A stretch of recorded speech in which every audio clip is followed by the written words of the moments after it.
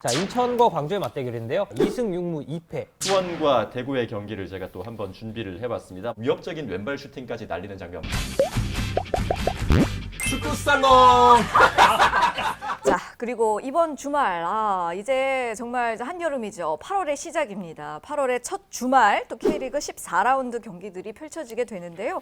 먼저 8월 1일 토요일에는 성남과 서울, 전북과 포항, 그리고 인천과 광주가 만나게 됩니다. 자, 토요일 경기 중에서는 어떤 경기 주목해보면 좋을까요? 네, 이게 사실 많은 빅매치가 있긴 한데 저희가 전북 얘기를 너무 많이 하는 것 같습니다. 사실 방송에서. 그래서 전북 포항 고르실 줄 알았는데. 저희라기보다는 일방적으로 한 분이 많이 했죠. 자, 어쨌든 인천 광주 경기를 준비를 해봤습니다. 이게 사실 뭐 축구를 분석하는 프로그램, 뭐 K리그를 분석하는 프로그램, 많은 프로그램이 있지만 그 프로그램을 들으시는 분들의 어떻게 보면 좀 공통적인 불만 사항 중에 하나가 너무 상위권 팀에 포커스가 맞춰져 있다라는 점이거든요. 맞아요. 네, 이 점을 생각해봤을 때 그래서 저희가 오늘은 하위권 팀 리뷰를 한번 해보도록 하겠습니다. 예. 자, 인천과 광주의 맞대결인데요. 가장 최근 맞대결은 6월 17일 광주 월드컵 경기장에서 있었습니다. 당시에는 펠리페 선수와 김정환 선수의 득점에 힘입어서 무고사 선수가 골을 터뜨린 인천을 광주가 2대1로 제압을 했었죠. 네. 역대 전적으로 놓고 봤을 때는 인천이 근소하게 앞섭니다. 5승 11무 3패 뭐 이 정도면 거의 동률이라고 볼 수가 있는 그러네요. 게 무승부가 상당히 많죠. 양팀이 만났을 때. 근데 최근 10경기 맞대결은 아예 똑같습니다. 2승 6무 2패. 무고사 선수가 광주 상대로 득점을 하나 기록하고 있고 광주 소속으로는 김효기 선수가 경남 시절에 인천을 상대로 또 골맛을 본 적이 있습니다. 그래요. 양팀 모두가 지금 최근 분위기가 굉장히 안 좋습니다.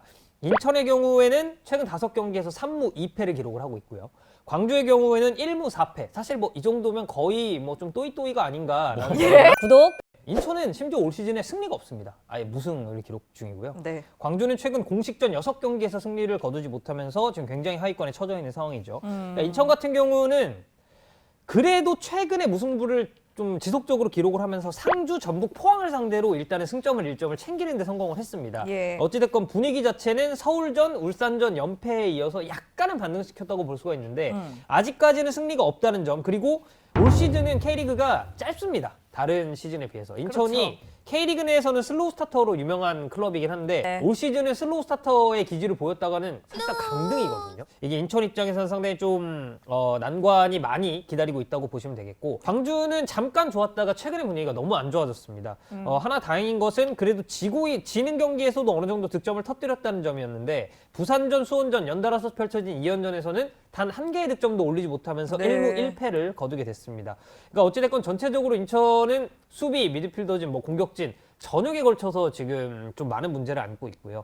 특히나 무고사 선수가 뭐 지난 시즌만큼의 퍼포먼스를 보여주지 못한다는 점이 최전방에서의 해결사 부재로 이어지고 있는데 비단 이것은 무고사 선수만의 문제로 볼 수는 없을 것 같습니다. 그렇다 보니까 인천은 전체적으로 팀 분위기라든지 뭐 이제 뭐 감독에 관한 얘기도 뭐 분명히 있었습니다만 상당히 좋지 않은 흐름이라고 볼 수가 있겠고, 광주의 경우에도 비슷한 문제를 앓고 있는 것은 펠리페 선수가 요즘에 잠깐 주춤하다는 점이거든요. 예. 뭐 엄원상이라든지 뭐 김정환이라든지 과거 이제 양 팀의 맞대결에서 또 득점을 터뜨렸었던 선수들 역시도 지금 뭐 좀 함께 약간 페이스가 좀 다운돼 있다라는 느낌을 많이 받고 있기 때문에 네. 광주 입장에서도 이런 좀 침체된 분위기를 어떻게 끌어올릴 것인지, 그리고 박진석 감독은 아무래도 이 1부 리그에서는 이제 또 첫 선을 보이는 감독이다 보니까 2부 리그 같은 경우는 강등이라는 제도가 또 없지 않겠습니까? 네. 이 점을 생각해 봤을 때는 1부 리그에서 살아남는 것이 생각보다 더 어려워질 수 있다라고 광주의 상황은 정리해 볼 수가 있겠습니다. 예. 그래서 결론은 어떻게 예측하신다고요? 양 팀이 최근 만났을 때 무승부가 굉장히 많았습니다. 그래서 단언컨대 이날 경기도 무승부로 종료될 가능성이 높습니다.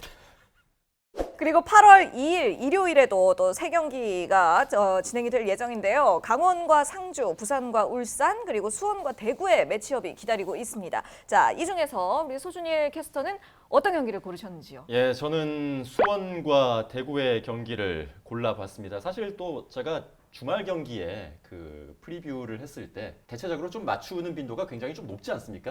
그런가요? 약간 좀 다르게. 좋아요. 홈팀이 수원인데 수원 참 어렵습니다. 올 시즌 정말 어려운 길을 걷고 있습니다. 예. 9위에 현재 랭크가 돼 있고 아휴. 원정팀 대구는 5위를 또 마크를 하고 있습니다. 이 두 팀이 최근에는 사실 약간의 하락세가 있었습니다. 수원 같은 경우에는 5경기 연속해서 무승을 거두다가 결국 또 이임생 감독이 사퇴를 하는 그런 상황까지 내몰리게 됐었고 네. 대구 같은 경우에도 순항을 하다가 상승세를 달리고 있었던 울산과 상주에게 연달아서 덜미가 잡히면서 2연패를 당하면서 좀 기세가 한풀 꺾였던 그런 장면들이 있었습니다. 하지만 지난 라운드에 두 팀 모두 모처럼 또 승리를 거뒀는데 수원 같은 경우에는 광주를 상대로 1대0 그리고 대구는 부산을 상대로 3대0 완승을 거두게 됐습니다. 네. 이 두 팀의 지난 라운드 경기를 간략하게 좀 살펴보자면 역시 키워드는 대체 자원들이 두 팀 모두 제대로 활약을 했다. 뭐 이렇게 정리를 할 수가 있을 것 같습니다. 예. 광주 원정을 떠났던 수원은 4-1-4-1 포메이션으로 나오게 됐는데 크루피치를 원톱으로 세우고 좌우 날개로 왼쪽에는 염기훈 선수 그리고 오른쪽에는 한석희 선수가 나왔습니다. 특히나 이 한석희 선수의 재발견이 저는 좀 놀라웠었는데 네네. 이날 경기 역시 후반전 15분에 그 문전에서 반대쪽으로 돌아서면서 위협적인 왼발 슈팅까지 날리는 장면. 물론 뭐 이 장면이 골로는 이어지지 않았습니다만 이날 경기의 하이라이트에 분명히 한 조각을 차지를 할 정도로 정말 좋은 장면이었습니다. 앞으로 수원 경기에서 한석희 선수가 측면에서 좀 활약을 하는 모습을 잘 볼 수 있을 것 같고 예. 사실 한석희 선수가 이제 지난 시즌 막바지에 이제 기용이 좀 되면서 이제 득점도 뭐 신고를 네. 했고 상당히 좋은 폼을 보여줬었는데 사실 이게 감독이 바뀌거나 뭔가 이제 팀에 큰 변화가 일어나면 멤버 구성에도 어쩔 수 없이 조금의 변화는 있기 마련인데 맞아요. 네. 그 와중에 이제 한석희 선수가 지난 시즌 막바지와 마찬가지로 지금처럼만 같은 활약을 보여준다면 약간 그 전세진 선수의 좀 향수를 불러일으킬 수 있는 좋은 자원이 되지 않을까 싶습니다. 대구 역시 마찬가지였습니다. 대구도 사실 최근에 스쿼드의 상황이 그렇게 좋지가 않죠. 에드가 선수가 돌아온다 말은 많았는데 사실 이 선수의 복귀가 차일피일 계속해서 미뤄져 있고 예. 그리고 황순빈 선수 역시 좀 장기 부상을 당하면서 아직까지 전열에서 이탈을 해 있는 상태. 그리고 지난 경기는 치바사 선수가 징계를 받으면서 피치 위에 설 수 없는 상황이었습니다. 피치 위에 여기저기 좀 구멍이 나 있는 상황이었는데 그럼에도 불구하고 대구에는 대안 신창무 그리고 유재문 선수가 있었습니다. 이 선수들이 정말 100% 활약을 펼쳐줬었는데 이날 경기에서 대한 선수가 선취골을 터뜨리면서 왜 자기가 최고의 스트라이커로 K리그에서 그렇게 오랫동안 군림을 했는지 보여주었었고 역시 유재문 선수도 지속적인 문전 침투를 통해서 세 번째 골을 또 뽑아내는 장면 뭐 그 골 장면이 아니더라도 계속해서 예. 좀 위협적인 장면들을 많이 만들어냈었고 부산을 상대로 완승을 거둘 수가 있게 됐습니다. 사실 이 경기는 가장 큰 변수는 역시 FA컵이죠.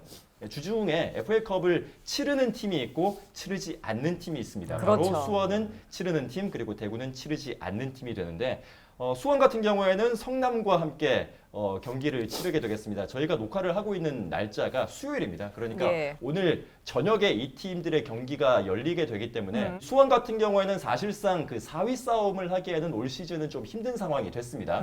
그렇기 때문에 ACL에 나가기 위해서는 이 FA컵 우승이 좀 절실한 상황인데 네. 이 경기에 조금 더 집중을 할 수도 있지 않을까라는 생각이 좀 듭니다. 구독.